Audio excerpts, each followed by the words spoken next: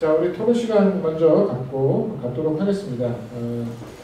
토론은 유승철 교수님하고 이진경 교수님께서 해주실 텐데요. 그러니까 유 교수님이 먼저 해주시고 이진경 교수님 이어서 해주신 다음 혹시 발표하시는 분들이 의견 있으시면 발표 듣고 또 질의응답하는 시간 갖도록 하겠습니다. 네, 안녕하십니까. 토론 맡은 이화여대학교 커뮤니케이션 미디어학부의 유승철입니다.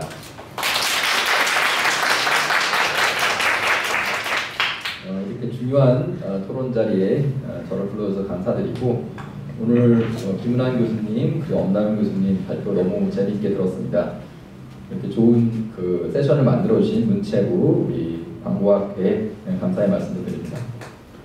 제가 이 이야기를 들으면서 여러 가지 생각을 많이 했는데, 그중에 몇 가지 생각나는 것만 두서없이 말씀드려보려고 합니다. 앞서 엄남현 교수님이 오늘이 무슨 날이냐, 뭐 추분이다 이렇게 말씀을 하셨는데, 낮과 밤이 길이가 같아지는 거죠. 광고와 콘텐츠가 같아진다는 생각을 저는 좀 했습니다. 어떤 의미에서 좋은 변화이기도 하고 한편으로는 두려운 변화가 아닌가라는 또 생각을 좀 더 해봤는데요. 하나 더, 오늘이 엄남현 교수님 생일입니다. 축하의 박수 부탁드립니다.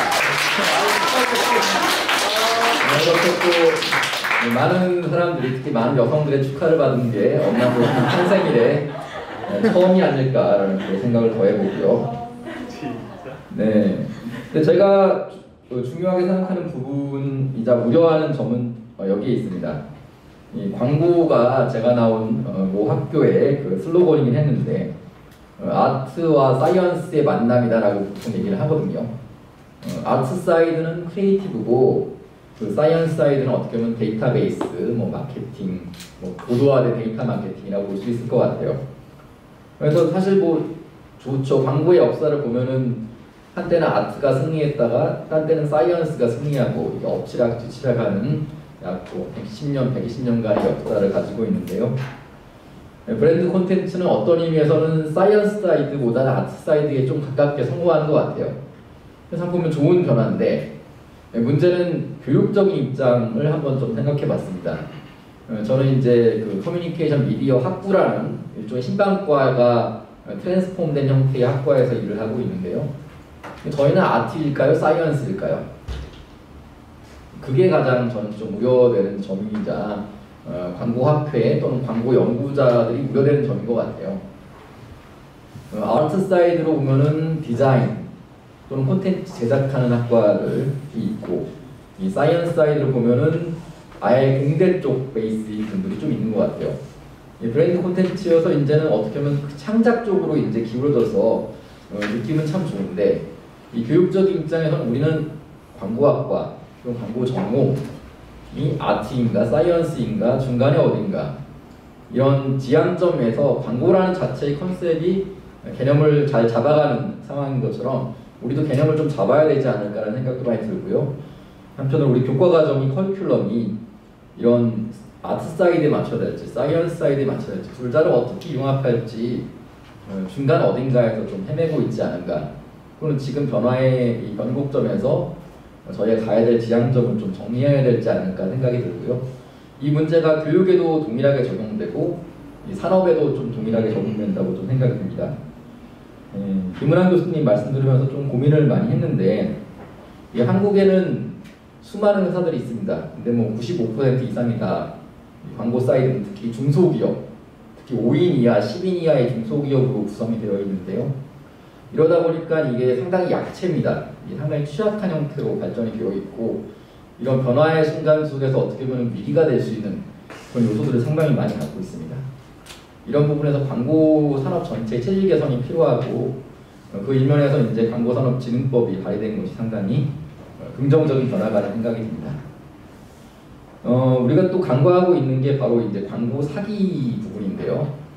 보시면은 광고가 아닌 것 같은 가짜 광고들, 또는 사기성 높은 광고들, 이 다크 패턴이 주류를 잡아가면서 소비자들이 보기에 광고는 정말 짜증나고 문제가 많고 사기성이 많고 기만적이다라고 느끼고 있는 것입니다. 이런 부분에 대해서 법제적인 사실상 강제력이 없어요. 그러다 보니까 수수방관 저희가 당하고 있는 상황인데, 단순히 이제 저희가 교육 또는 학회 쪽에서 이슈도 있지만은 정책적인 입장에서 불법적인 광고를 단속함으로써 양질의 광고가 성장하고 또 브랜드 콘텐츠 산업도 성장할 수 있도록 함께 노력해야 된다고 생각합니다. 저도 교육적인 입장에서 여러 가지 시도들을 했고 우리 광고학회에서 강사 기회를 주셔서 네이버 후원으로 이제 학생들과 이렇게 데이터 드리븐된 그 검색 광고와 이커머스를 해보고 있는데요. 상당히 어렵습니다. 교육자 입장으로서. 근데 이런 것들이 어떻게 커리큘럼에 조금 더 반영이 되고 또 우리 광고 산업도 브랜드 콘텐츠랑 변화의 환경 속에서 활발성될 수 있으면 좋겠다고 마지막 의견을 전합니다. 감사합니다.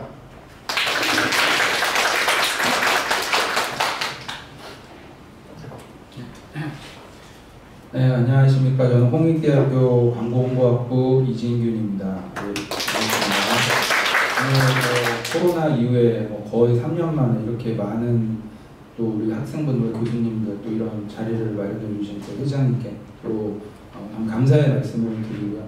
일단 두 편의 이 또 발제를 들으면서 사실 많은 고민과 좀 또 이런 생각을 해봤습니다. 그래서 이번에 또 좋은 기회를 주셔서 제가 또 이게 책을 조금 이렇게 이쪽 브랜디드 컨텐츠나 네이티브 광고 쪽으로 좀 이렇게 쓰고 있는데 그런 측면에서 굉장히 또 굉장히 인트리깅한 어떤 하나의 어떤 좋은 주제였다고 생각을 합니다.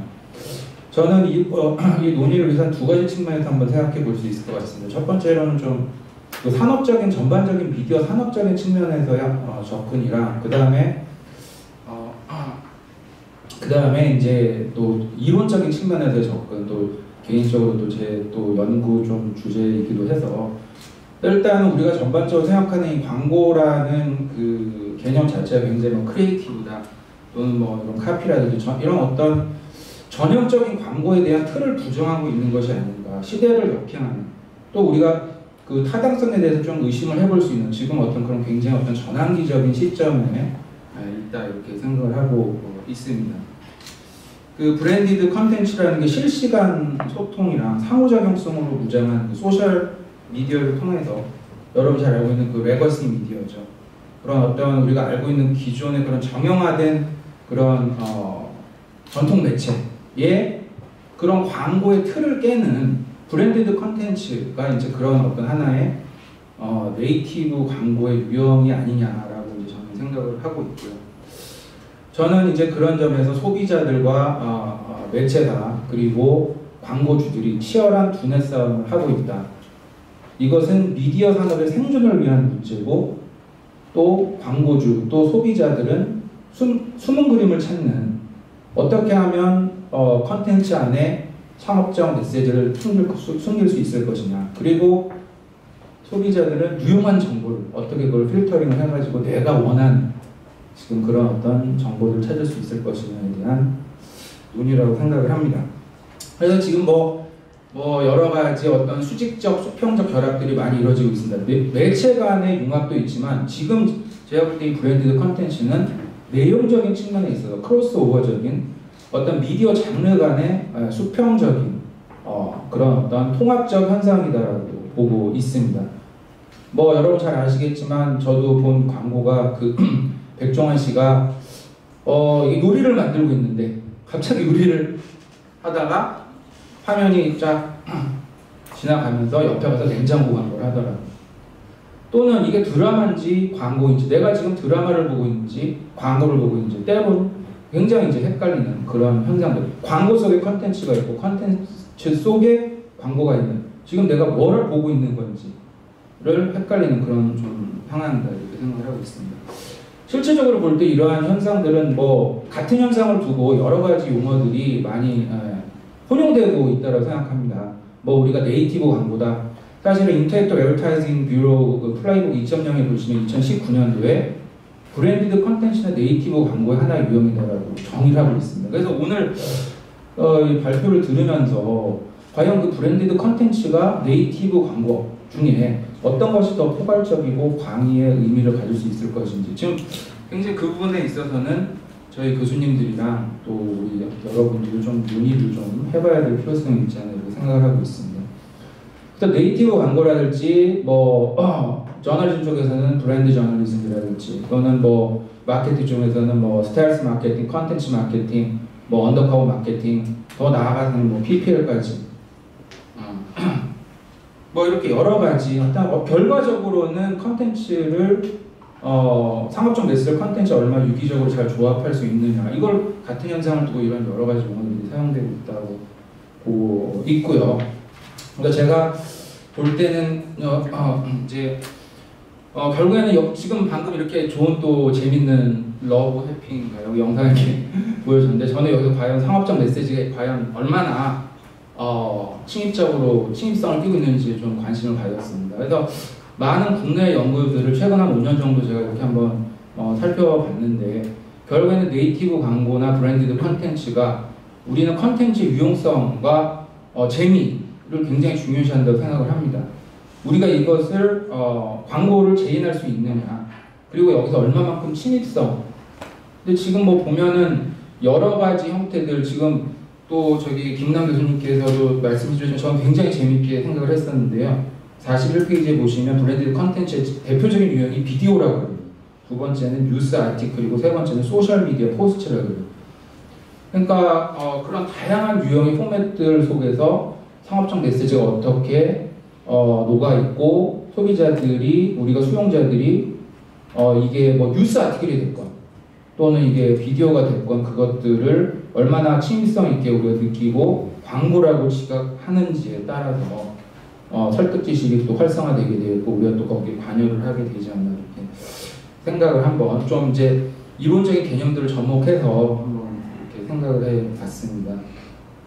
그래서 뭐 좀 더 실무적으로는 이런 어떤 브랜디드 컨텐츠가 어떻게 소비자들의 관여를 이끌어내고 나아가서는 실질적인 어떤 구매나 아니면은 시장 점유율을 확대시킬 수 있을지에 대한 좀 더 그런 실무적인 논의도 좀 더 이렇게 바이럴이라든지 구전효과 측면에서는 우리가 그 목표를 달성할 수 있겠지만 그런 부분까지도 한번 심도 있게 좀 고민을 해봐야 되지 않을까라는 이제 제 의견을 끝으로 마무리 짓도록 하겠습니다.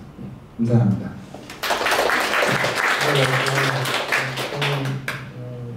코멘트 의견 주셔서 감사드리고요. 혹시 뭐 우리 발표자분께서 뭐 보시면서 설명하시다가 하실 게 좀 있으실 것 같기도 하고요. 추가 의견 좀 있으십니까?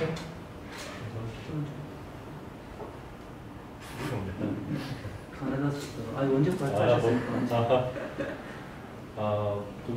두 분께서 좋은 말씀 해주셨던 것 같아요. 그러니까 브랜디드 컨텐츠와 네이티브 에드와의 어떤 개념적인 어떤 차이를 그것도 설명해 주셨고 아직도 좀 계속 발전하는 개념이 있기 때문에 이게 어떻다라고 하기는 어렵고요.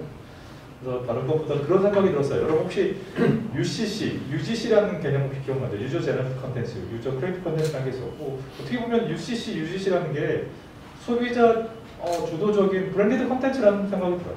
아까 제 발표 발제 마지막에 말씀드렸던 영국 남자 자시의 불닭볶음면도 광고를 안 받고 본인이 나서가지고 그냥 만들었어 재미있게. 그래서 몇억 뷰가 됐었고 그런 것도 소비자 중심적인 브랜디드 컨텐츠였고 오늘 저희가 말씀드린 거는 기업 주도적인 브랜디드 컨텐츠를 말씀드렸는데 몇 주 전에 SK텔레콤 기업 광고를 담당하는 제 회사 예전 다니던 회사의 동기를 만났는데 그 친구 하는 일이 이제 기업 PR 예전에 TVC를 만들었는데 지금 그 친구는 유튜브 관련돼서 인플루언스와 콜라보를 통해서 브랜디드 컨텐츠 영상을 만들어서 유튜브에 태우는 그런 일을 한다고 하더라고요. 그게 더 중요한 그다음에 SK텔레콤의 어떤 메인국이라시는 MZ세대가 어필할 수 있는 그래서 아까 그 김은환 교수님이 자료를 봤더니 어쩌면 그 설문 대상 중에 그 브랜디드 컨텐츠를 집행하는 광고주 사이트 중에서 한번 더 보는 것도 재밌겠다라는 그 아이디어를 한번 드리고 싶었고 그래서 기업들이 빠르게 조직을 새롭게 하고 있구나. 이 브랜드 컨텐츠라는 어떤 광고의 시대적 흐름을 가지고 이제 이걸 어떻게 만들어서 제작을 해서 어떻게 소비자에게 어필을 할 것인가 이렇게 고민하고 있구나. 그러니까 빠르게 광고주도 변하고 있다는 생각이 들었고요. 그래서 그런 부분도 우리가 좀 나중에 좀 전체적으로 그러니까 학계와 그다음에 소비자와 그다음에 기업 입장에서도 이 브랜드 컨텐츠를 어떻게 바라볼 것인가를 한번 통합적으로 바라보는 노력도 필요하지 않을까라는 생각이 들고 마지막으로 이제 코바코에서도 1인 미디어 영상 광고 제작이라는 어떤 그런 커리큘럼 운영하고 있는데 이제 1인 미디어 스스로 이제 저희 학생들 보더라도 정말 때깔나게 영상을 잘 만들어요. 그런 친구들이 이제 자연스럽게 본인이 스스로 이제 브랜디드 컨텐츠를 만들 수 있는 그 능력이 나오고 있는데, 그래서 이제는 저희가 이제 어디언스가 아니라 미디언스라는 개념을 쓰잖아요. 이제 개인 하나가 미디어라는 개념이 미디언스라는 개념인데, 이제 더더욱 이 브랜드 컨텐츠가 미디언스라는 개념과 합해서 좀 더 확장돼서 다양한 어떤 브랜드 컨텐츠가 나오지 않을까. 아까 교수님 말씀하신 영상이 지금 주긴 하겠지만, 영상 중에서도 뮤지컬, 애니메이션이 있겠지만 또 다른 쪽으로도 또 새로운 방향의 브랜디드 컨텐츠가 계속해서 확장돼서 나오지 않을까라는 전망을 좀 생각해봤습니다.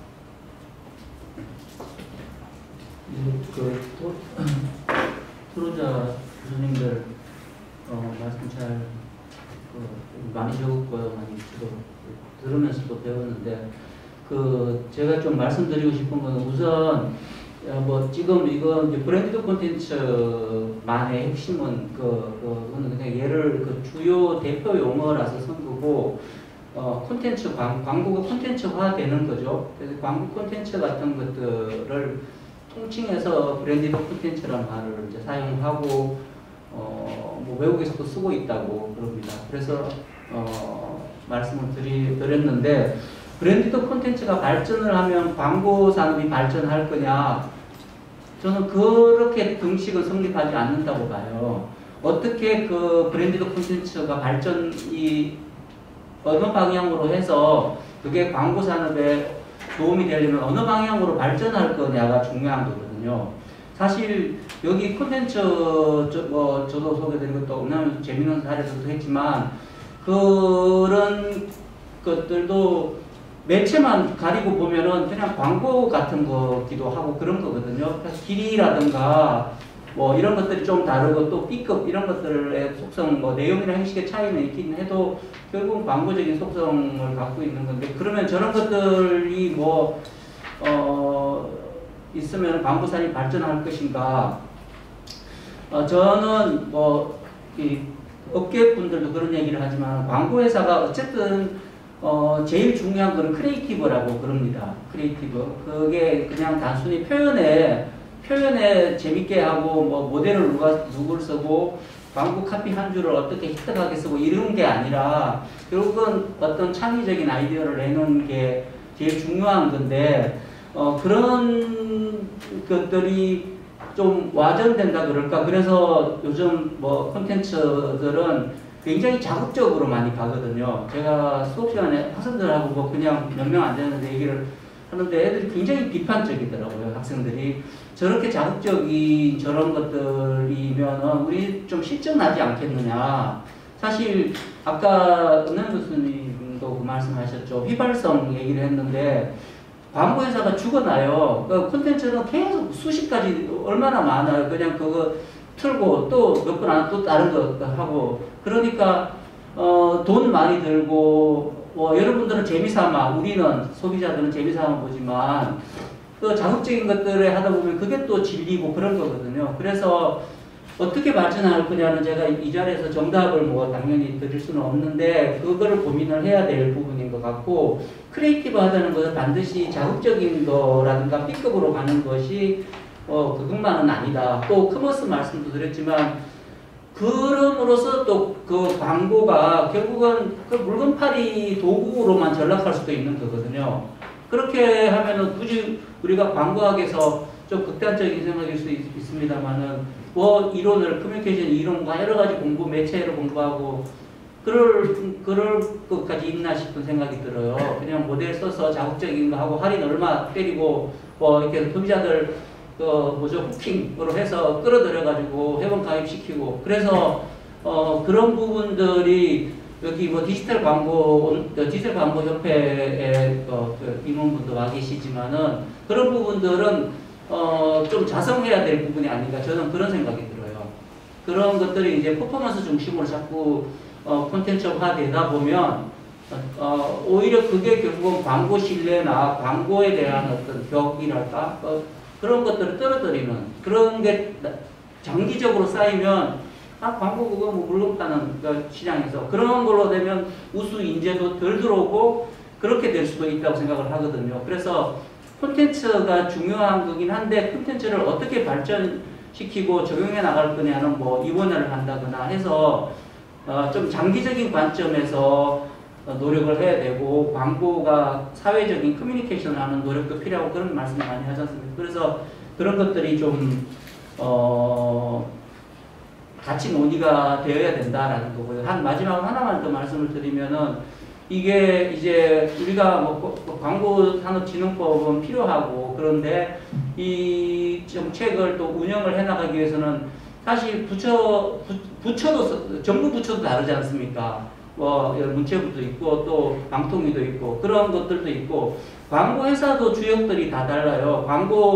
우리나라 광고 산업은 거의 광고 대행사 중심으로 해서 지금까지 우리가 많은 걸 배워왔는데 저도 그런 경력으로 해서 가르치고 있고요. 그런데 거기 다르고 또 매체사들 요즘 주력이 또 매체사잖아요. 매체사들 입장 또 다를 거고 또 시대 광고 회사도 상당히 아마 의견 차이가 있을 거라고 생각을 합니다. 그래서 그런 부분들을 이니셔티브를 누가 해서 바람직하게 잘 커뮤니케이션을 해서 이런 해나가느냐 그런 부분들은 앞으로 계속 좀 논의돼야 되고 그게 부처 이기주의가 아니라 큰 틀에서 광고 산업이 발전하기 위해서 좀 양보하고 협업을 해나가야 되는 그런 이후에 법이 통과돼서 그런 부분들이 좀 우리가 많이 또 고민을 해야 될 부분이라고 생각합니다.